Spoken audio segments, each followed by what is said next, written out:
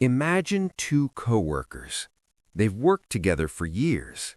Same office, same conversations, same level. Then one day, something changes. One of them gets promoted.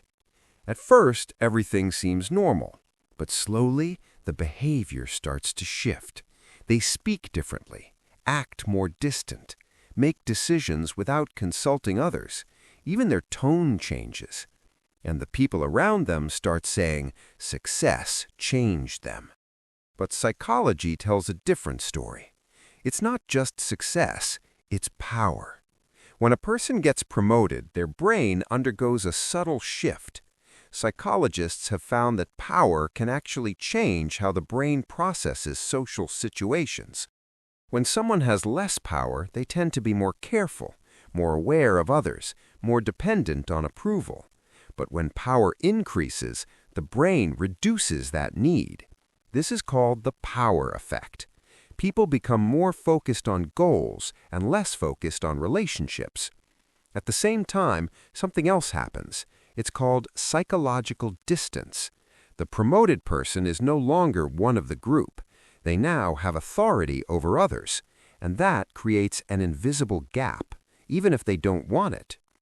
Conversations change, interactions become formal, and slowly the connection fades.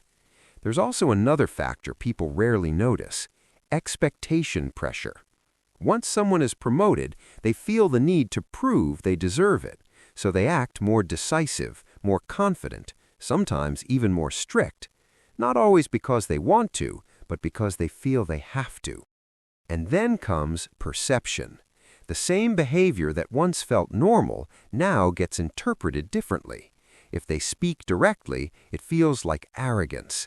If they make decisions alone, it feels like control. If they become quiet, it feels like distance. Which means something interesting. Sometimes the person hasn't changed as much as people think, but their role has changed, and that changes everything. Because in human psychology, we don't just respond to people, we respond to their position.